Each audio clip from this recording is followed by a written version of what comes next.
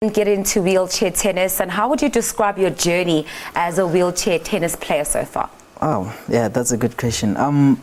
For me to get into wheelchair tennis, it only started, it was just a simple thing because it was during a Saturday and I was sitting alone and, I don't know, I don't really remember what I was doing there, but there was two guys that played wheelchair tennis in the school, which is Khutatso Manjani and Velapi Mkavela.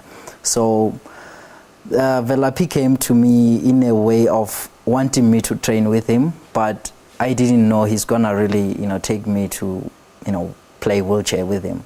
So what he did, he asked me to go with him. He wanted to show me something, which was he went with me to buy me a mayo in the, convenience shop, and then of course we did buy mayo. I was just happy, I thought maybe he's a good guy. He just wanted to buy me mayo, and then afterwards we had to go to there was a hall that we used to held church and stuff, meetings in there. So they trained in there, as they made that hall, it's like half of a court, which they made it a tennis court. And he actually said to me I must go on the chair and grab a racket, play with him, and I was like, no, I can't do that. I can't play tennis.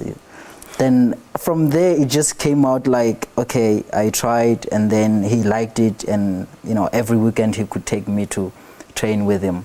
From there it came up like it's gonna be my sport now, so I'm the one who's gonna start playing. He told me how much this can change my life, and yeah, of course I liked it. The fact that he told me somehow he won 600 rand, and by then it was a lot of money, so I was like, yeah, of course I'm going for it. As long as it can make my living, it's okay.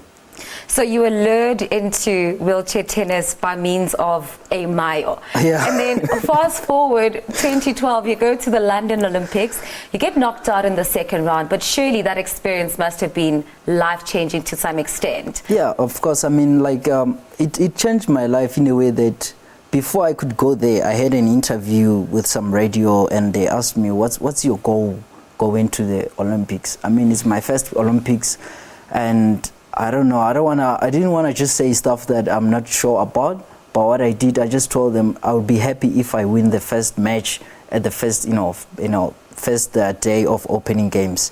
And then, of course, I did win my match then. I was happy for that. Okay, now it's 2016. You are obviously way more experienced than what you were back in 2012. How has your game improved? What are your strengths? And would you say that you're a medal contender at this year's Paralympics? Yeah, I will start by saying, of course, I'm a medal contester now. So from now on, the preparation is going very well, and the focus is really good because we're working on different, mental and physical, on court and off court. So it's really good for me at the moment because the goal we're looking at is to make it the semi-final. Now, when we take a look at your profile on the International Tennis Federation, there's some information missing there. Tell us, what is that information and what must you do in order for that information to be available? In order for me to get the information in, I need to be in the top 10. Because they can't put your, you play, forehand or right-handed. They can't just put for anybody who's like in the rankings. You need to be top 10 or either in the top 5, and then that's where you're gonna get all your information filled in.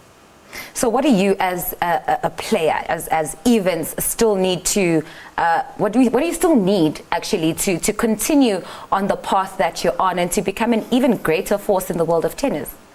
It will be a lot to say I need a lot, and the thing is, in wheelchair tennis now, we kind of bit, struggling a bit. Like, we don't have sponsors, like personal sponsors. We don't have people that will be traveling with us, like physios, and going to the tournaments, seeing what we need to patch on, what we don't need to patch on. So I would say for now, the preparation, it's at least getting better, I would say. Because it's been tough. In the years where even the chairs are not even properly, so we're just waiting to get the chairs. And yeah, that's what we're looking forward to. I mean, for me to be able to be the top 10 guys, I really need to put my work every day. Well, that was Evans Maripa, 25 years old, and is already such a big force in the world of wheelchair tennis, ranked among the top 16 in the world, but he's dying to get into the top 10 so he could become one of the most recognizable faces in wheelchair tennis.